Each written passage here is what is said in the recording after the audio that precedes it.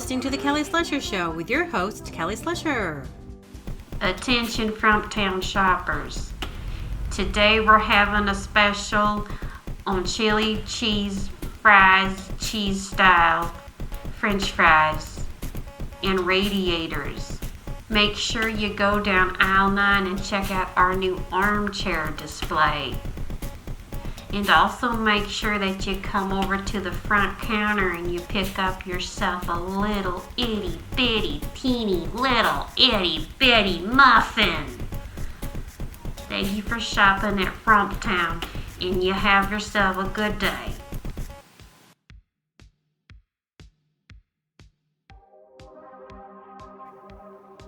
Hello, everybody. Thanks for joining me again for a podcast episode of the day of episode podcasting. Oh, I will be honest. I'm a little down. I feel a little down. So I'm going to push through this. Going to push through this and have a good day. I don't have that many notes. Like I was really busy over the weekend and through the week. Lots of things going on. I had finally had Sunday off, which never has happened for like a year and a half. I think I've worked every single Sunday. There's something about Sunday. It's just like this, it has a certain feel. It's a very nice day. And I don't mind doing because I like what I do, but I don't like the early hours for the time being. It's kind of cool, but I went and saw some friends. They live about an hour away, and there was like a little going away thing for one of the friends, and they're like, it was this, okay, it's a really long story, so I was like, do I tell that story? I'm like, it's too long. But I met them during my crazy 2023, which I've talked about that. I'm like, I think I've talked a little bit. In fact, this podcast started in 2023 in the craziest time of my life. And sometimes I'll do that, cause it was really hard. That was a hard year, but, I can't even believe I'm like that. I'm like, something's hard. Let's turn this around and make it positive. Cause I don't like being, I don't like we all go through, everyone's life. You go through hard stuff, but I was like, well, podcasts will make me happy. So then it's kind of funny, but I don't think during the podcast, like even my first episode, if you go listen back then, I might've talked a little bit, but I don't think I mentioned what chaos my life was actually in. But a lot of good things have come out of that because I met this group of friends, and Heather is one of my besties. I mean, it's just so much fun. Anyway, that was awesome. And then I got to play drums and I asked her if I could mention this, my friend Sasha. That was so much fun. Cause I play at home, but it's not the same, And so I haven't really told too many people. I tell people, but I haven't I'm not really ready to start a band or do anything like that. I want to get my chops back up because it had been a while since I really play, and now it's finally coming back. And it's really cool. And so we jammed, and we're going to be doing that frequently just for fun. And I think, we're going to be doing that. That was really fun for me. So, okay, I don't really have a lot of good notes, so I'm going to look at some stuff here. I did take notes as I was hanging out with Heather and them because I just can't believe how funny she is. Yeah. But I will say it's kind of cool because I'll briefly say in 2023, what I had decided that I was going to do, because I have been a wandering person. I have lived in so many places. I have just lived in ways that most people would probably be very uncomfortable. I move, I used to move a lot. I used to even within the place that I lived, I'd move a lot, which is kind of bugging me right now because I know that this place I'm in now is really small. I'm like, oh gosh, I have to move again.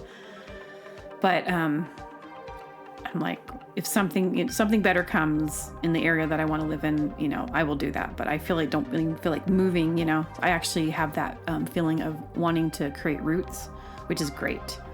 This is a new time in my life. Well, I think I finally found the place that resonates with me the most, so. But, yeah, Heather's not afraid to be a fool, which I freaking love. Like, I don't mind, being a fool. It's embarrassing, and I definitely have embarrassed myself. And sometimes I put things on here and I'm like, gosh, that's embarrassing. But I remember hearing there's this artist, Kiki Smith from New York. She's very, very famous. And I was watching one of those like Art 21 little things that they have where they interview artists. And she was saying that, and she makes like some pretty bizarre stuff. It's pretty dark. Her stuff's pretty dark. I'm not a big fan, but during this time, I think I was more into what she was doing. But when I had seen this is a long time ago, but she was like talking. She goes, sometimes I make stuff and, she's very successful.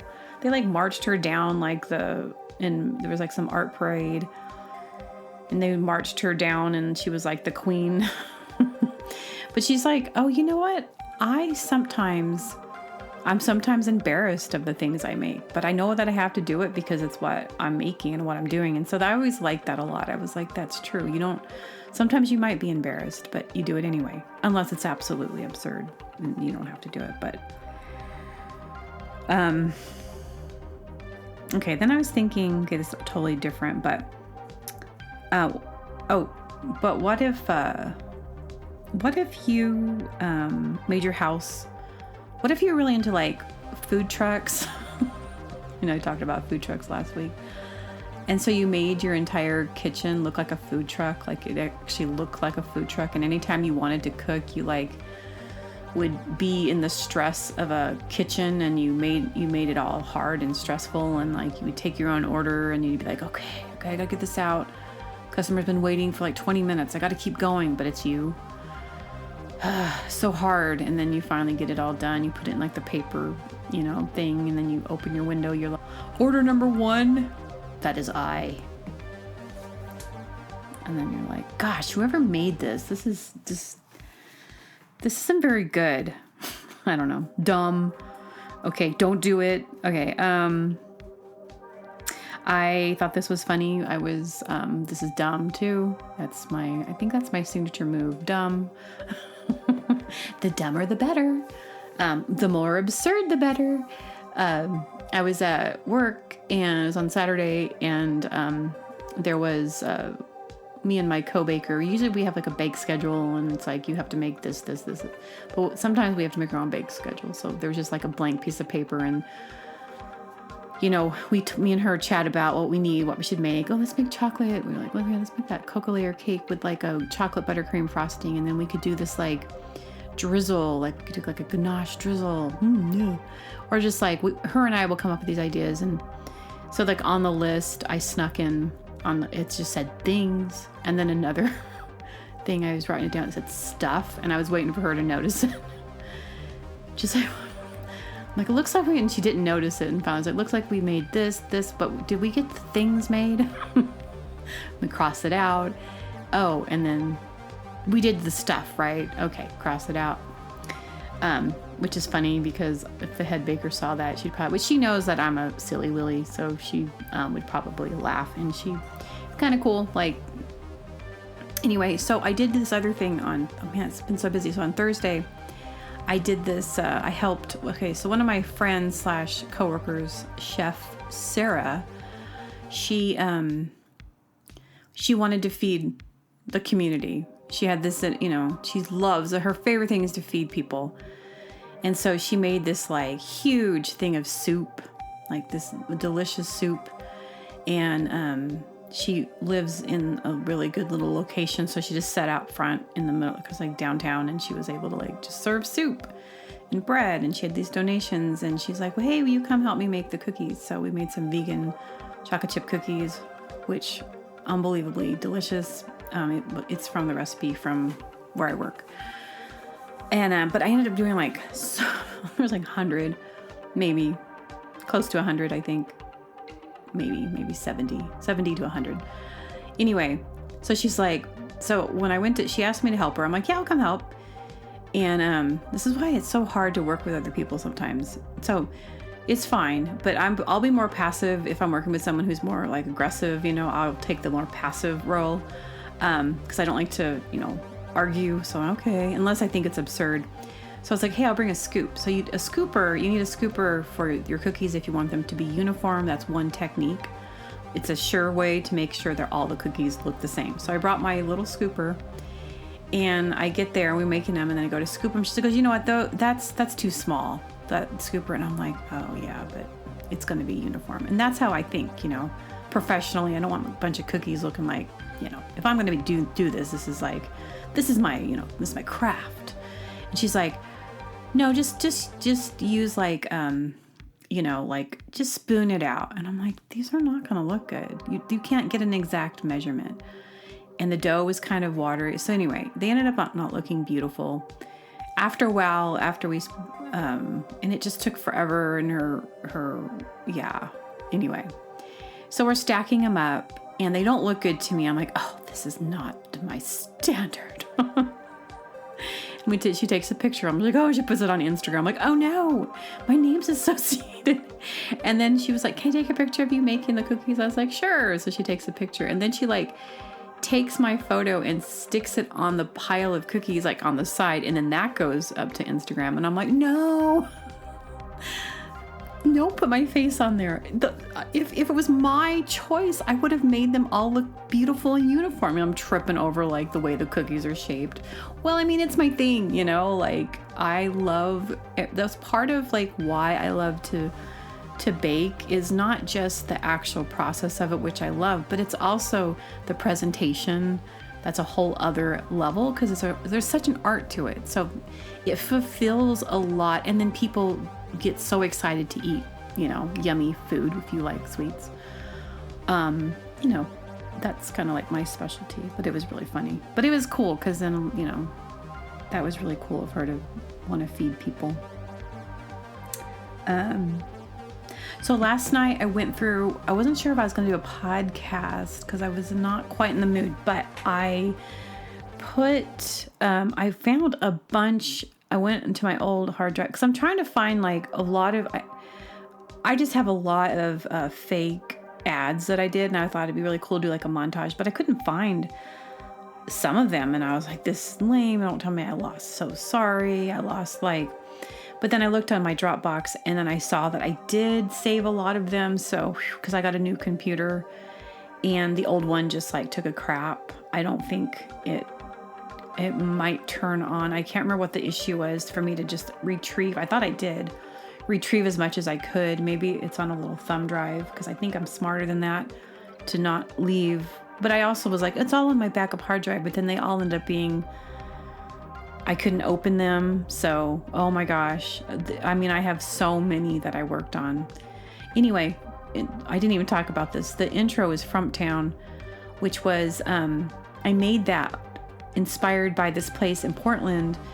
And it's actually in Portlandia, they do go into this place because I'm really happy they do, but they don't really use it as an episode, which they should have, because it was like this Patty's Home Plate is what it was called. And it was there's an episode where they're waiting in the brunch, and it's this big line.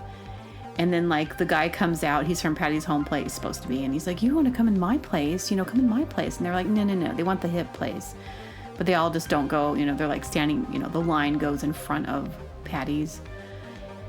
And I'm like, that's perfect. Now, they could have written that a little bit better, in my opinion, because that place, you walk in there and it's the checkerboard floors, it's the 50s theme, and it's a little diner. It's cool, but then but then you can't help but notice in the back, which is not too far from when you walk in and you sit down, is a drugstore type of thing, but the most random stuff from 1980. So it's never, I don't know what they were selling. You'd go back there and be like, why are they selling this? Almost had a dollar store feel to it from but old, everything's dusty. And yeah, it's just, I don't know. But anyway, so that was just so that's absolutely why Frumptown, that's where I got that from, was from that place. Because it was, this is exaggeration. They don't sell, they sell radiators. I forget what I said, but like food and special on food, special on radiators. So it's like that mashup thing that I love to do, like two things that don't belong. Are you in the theater? You must be in the theater.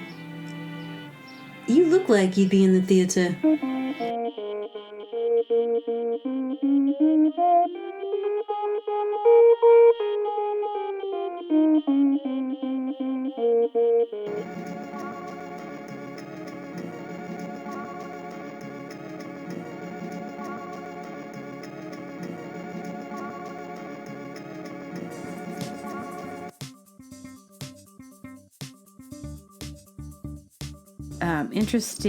Interesting. There was this coworker who I just saw, because we have a bakery Instagram group where we can like post things and learn new things that inspire us for the bakers on Instagram, and I learn cool stuff from there, and we get to share ideas. And I just saw that she had removed. Okay, you can hear. Okay, I just saw that the head baker had removed somebody from the group, and that's how you know people get fired or quit. But it's something we're all like, so it's really, my job right now is really interesting because it's very divided. You have all the core bakers, me and like 2 or 3 other bakers who are solid and we're friends and we take our jobs very serious. And then she had hired these 2 people who are friends. I've talked about this person. It's one of my Sunday people. I'm very displeased with having to spend time with this person. But I noticed her friend just got her account removed. I'm like, ooh, what happened? Which is a great thing because this person, I believe, she should have been fired last week because there's cameras and they can prove it. But someone had come in with a key and stole a bunch of, we have day-old bread, but we sell it and it's a lot. And she came in, and it wouldn't surprise me. She's the only person that could have been, because there's no way it's going to be us. Maybe front of house. There's only a certain amount of people who have keys to the place. So, you can kind of chalk it up because the bakers have keys, but the front of house, that no one else has keys. So it would have to be one of us, and there's no way it wouldn't be me.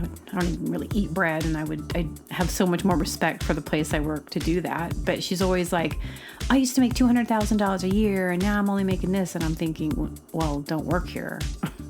You're never going to make $200,000 a year doing this.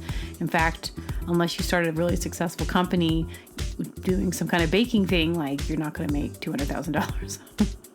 It's just, I'm like, and when she first said, I'm like, it's a labor of love, So I can guarantee the reason why she took it is because I know she does catering too on the side. And she's probably like, they owe this to me because I don't make as much money as I used to make. And she barely works. She's like the worst worker, and she's so entitled. And she's like, I'm going to just take that day-old bread and use it for my profit so I can go do catering. I mean, there's no other reason why you would take that much.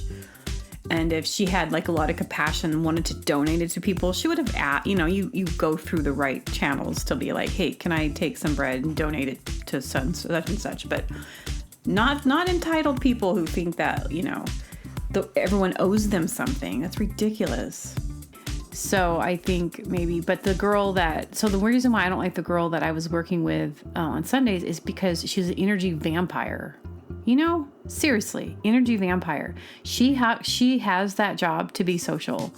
She doesn't have that job to bake. I have the job to bake, yet I am social, and she's kind of, I think she doesn't like, she wants me to be her like buddy. You don't just become my buddy. Like, there's stages, and there are like sometimes someone will become my buddy, like Emily, because she was cool and I liked her and we got along really well, and she wasn't like trying to suck all the energy out. Like, when I leave on Sundays, I feel drained, and you shouldn't, like, you might feel exhausted from work, but you shouldn't feel like something's sucking your soul. Like, it just like, why do I keep feeling this way around this person? And like, she's really slow, and I'm trying to like tell her to speed up, and she wants to be the bread baker, and I'm like, she's gonna have her butt handed to her once she actually has to do it by herself. And because I'm on the pastry side, but she's also training on breads, I'm like, she's never gonna, there's no way.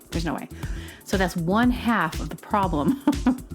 But what happens when that happens is we end up being short-staffed. But I think all of us bakers right now are willing to work a little bit harder to get them out, because it's just bad vibes. And so this place I work is very, like, people will come from out of town just to go to this place. And we're like, it's the best one. It's the best bakery in the area. That I live in. That's why I wanted to work specifically at this place.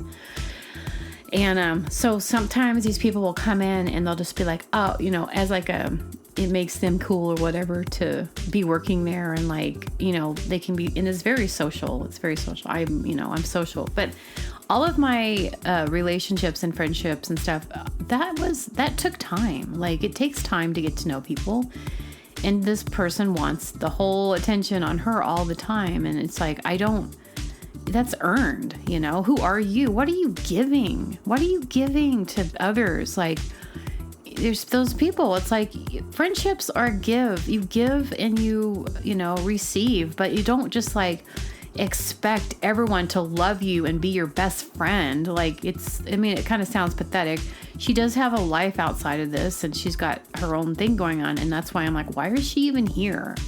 That's because it's like, she wants to be in the center of attention. Everyone getting like me. And I'm like, that's the worst personality, in my opinion. I'm not going to hang out with you, So that's kind of cool. But when I was up in, I know this podcast is a little bit boring, but I don't have jokes. I'm like focused on, my brain is a little bit, I'm just not, this is a filler podcast episode because I'm just not really in the headspace to be like uber funny and do all my things. But I just want to keep putting them out.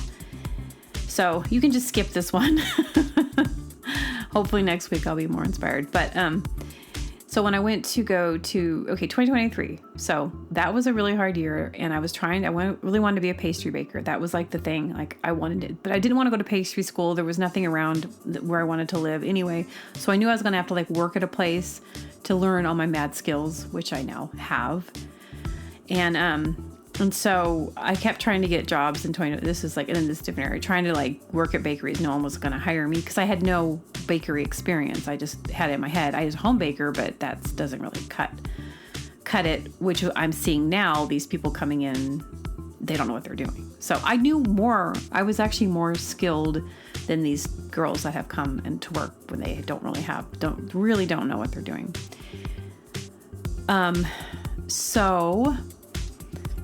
When I went to go see my friends, the going away, it was at this place where I had worked very briefly, and I became friends with Heather, and I was just kind of stabbing in the dark, and it was a cafe, and I was like, I'll just work there. At least I'll have like some kind of experience like in the kitchen, and they can like, some place will be like, oh, okay, which did work. It was great. It looked great on my resume, but I didn't really want to work there. But it was a place that had hired me. Okay, fine. I was a prep cook. Hated that. I don't like doing prep kitchen, restaurant, stuff like that. I want to do the baking, but not the restaurant stuff. It's just not my thing. And I didn't like it, but I had met Heather, and I was like having my interview with the lady, and the lady's like really like, this kind of lady. And she's just like, and she's cool now, but because I'll get to that. But I really wasn't I didn't really feel like she was like, I don't know. There's something about her that just rubbed me the wrong way.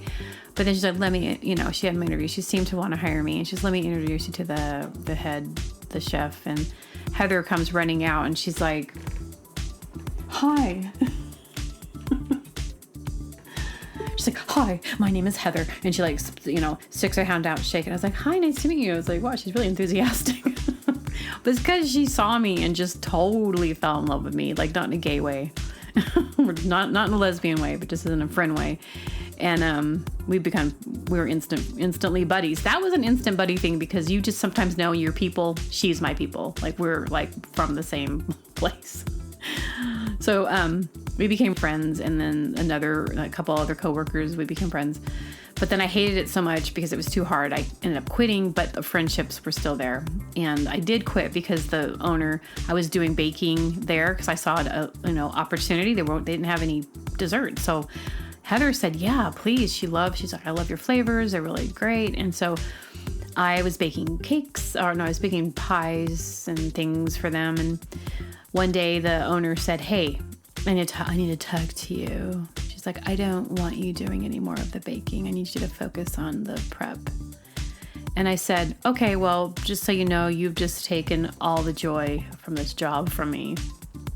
And probably like a week and a half, 2 weeks later, I had quit, and there were other circumstances too. But I was like, God, I hate this. I love Heather and them, but I have to go. But they didn't hold grudges at all. They knew. I was like, this is not my thing. And so, but we're all still friends. And I went there back to the place and saw that owner lady, and she's like, oh, she was asking me, she's like, what are you up to now? And I was like, well, actually, I'm a pastry chef at, and I told her the place I work. She's like, oh, that is one of my favorite places. And her lenses kind of changed, and I'm like, yeah, remember when you said I couldn't? This place believed in me. And now, and then the other thing, like the badge of honor that I did feel is when I was telling you about the cookie story. Sarah, who did she was giving soup out on Sunday. She had told me when we were working together, I was making those cookie shows, when you first started, you definitely, like, it's not like you didn't know what you were doing, but I could definitely, I see how much you've grown, and I will say you are officially a pastry chef. And I was like, I felt like she knows, and Sarah was like, she owned a restaurant in Washington, D.C. During the pandemic, it got shut down, and then she ends up moving out here. I forget why she moved out where I'm at in California, but she knows her stuff. And I felt it was that moment of like, I did it. I've done it. And I'm very aware of like my talents and my abilities now. And I'm like at that point where I'm like, well, now I'm able to do, because I have these ideas of what I wanted to do with it. And I thought it was a really good, solid career, because it's not like thinking about, I've always been a little bit like, I'll just, not have, I didn't really ever have a solid foundation for work, because everything was about my music and all of my other things that I would do. But I mean, it's like, and I would move all the time. And so I didn't really like put my focus on that. But in a way, I do believe that besides like not having like a lucrative income from my music, it definitely is like a career if you look back at everything that I've ever done. It's like my catalog of work is huge. So it's not like I was a slacker not doing anything, just very passionate in a world that I wasn't really wanting. Like I had moved to New York, because when I moved to New York, I wanted to, because I was like a rising star. Like I was living in Sacramento, and that was just like, and I did very well there. And I was like, well, and I ended up moving to Philadelphia. Did very well there. It's very popular. I was, my album came out on Elephant. I was doing all this stuff. I moved to New York, and that was when the reality for me really hit. Like, this is not, there's no way I could be in the music industry as a career in this way as these songs, because they're way too sweet and dear to me. Like, that doesn't work. So then I kind of like I still did all my music, and I still put out music. I mean, I did so much shows. I've toured, like I've done so much, and then I moved to Portland, and that was where I'm like, So it's like, it took me a long time to get to where I'm at now, where I'm like, so now I feel like this makes a lot of sense and what I can do with this, and it's not, and I was also thinking about I don't want to have something I'm doing that would ever be affected by AI, because there's a lot of people that jobs, they could be replaced. But I'm like, baking is solid, like I'm gonna be baking. And that is a human experience, and human to human. Okay, thanks for listening, and I will have another podcast episode next week. Okay, bye-bye.